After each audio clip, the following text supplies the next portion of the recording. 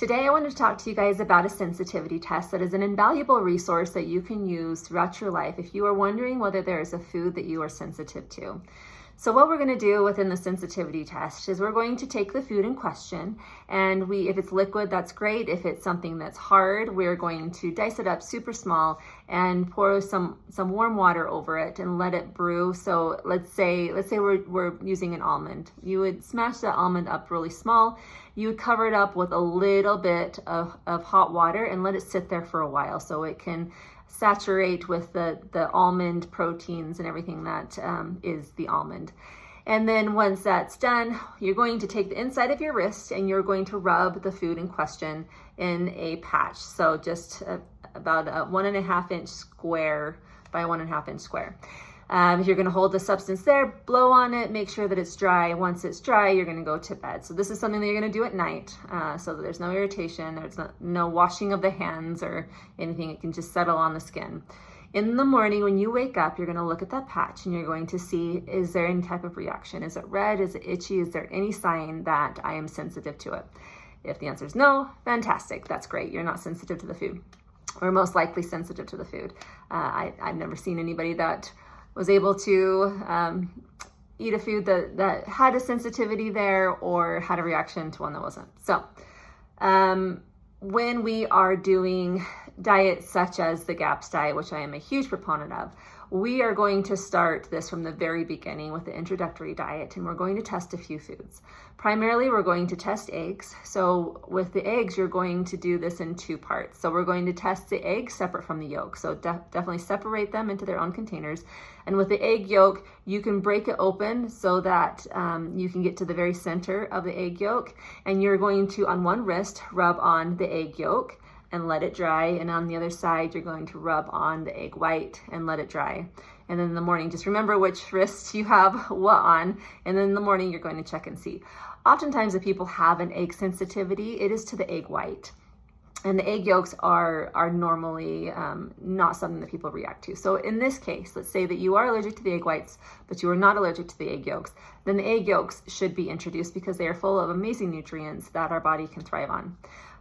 Your body doesn't have to work hard to break them down. And so if you're on a healing protocol, such as the introductory GAPS diet, then you want to put in foods that require the least amount of work for your digestive system to break down, but will also provide the maximum amount of nutrients, and egg yolks are definitely one of those things. When it comes to dairy, there's going to be several parts to this. So if you're not doing some type of a healing diet and you're just curious about dairy, do the same thing, patch test, put the raw milk. We don't want conventional milk. Just don't ever buy that stuff. It's highly inflammatory and not a food. It's a frankenfood, should not be in the diet. But if it's a raw milk, you can rub it again on the wrist, see how it goes.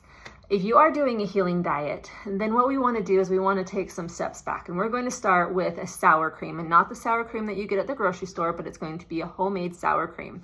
So you're going to find a really good quality cream. Raw is preferable. If you can't or don't have access to raw, then organic is next best. And you're going to get a yogurt culture and you're going to turn that cream into a yogurt. So this is I say yogurt, but it's really sour cream is what the end product will be. There's recipes online that you can follow to learn how to do this if you don't know how. But then you're going to start there and then rub a little bit on the wrist. If that is, when you wake up, there's no reaction, fantastic. We're going to start introducing that into the diet slowly after we had introduced sauerkraut. If you are on the GAPS intro diet, we're going to do the sauerkraut first. That way we don't have like a huge amount of die-off, and we are going to start with small amounts. So when it comes to sauerkraut juice, you can chug the whole thing and have awful reactions if you have a whole lot of cleaning to do inside your body. So we're going to start with small amounts, just 1 teaspoon a day. You tolerate that good, then it's 2 teaspoons.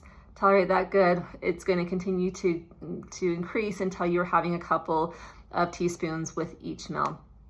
Then the next step would be to introduce the sour cream that you have prepared. If you do the sensitivity patch and there's no reaction, then again, you're going to start to slowly introduce that into the diet, starting with 1 teaspoon a day. That's great. Then 2 teaspoons in a day, and then build up until you're having 2 teaspoons and then you can gradually increase it. The reason that we're doing it so slowly like this is because we have that die-off reaction that can cause severe symptoms, and we don't want severe symptoms. We're obviously going to have some of them because we need to get these probiotics into our system and cleaning up the body. And as they clean up, they are going to be dumping stuff out of our skin, through our nasal passage, our bowels, all over the place. So we want to do this gradually. All right, so now you're to the point where you've done the sauerkraut juice, you've done the sour cream, and there's no reactions, you're feeling great. Now you can start to introduce regular yogurt, homemade yogurt. So get your raw milk and then make your yogurt. The reason why we're going to do this after we've already done the sour cream is because when we use milk and not the cream, you're going to have milk proteins in there that can be more reactive. So oftentimes when people are sensitive to milk proteins, they are just fine with the full fat. So that would be like the ghee, the butter, and then the sour cream. So that's why we want to do it in stages. So again, do the sensitivity patch on the wrist with the yogurt. See how you do. If you're fine, then you can start to slowly introduce that into your diet. Once you've built that up and you're doing great, then you can try kefir. Kefir is going to have the most potent die-off reaction, so we definitely want to go slow with all of these and build our way up so that we don't have any miserable experiences. Same thing, make the kefir, do the patch test, fine, then 1 teaspoon a day, then 2, and build up from there. So that is how we do the sensitivity test. Continue to do this throughout your life. Sometimes we have a lot of healing done and we feel amazing, and then something happens in our life and we feel, oh wait, every time I eat this food, I feel awful.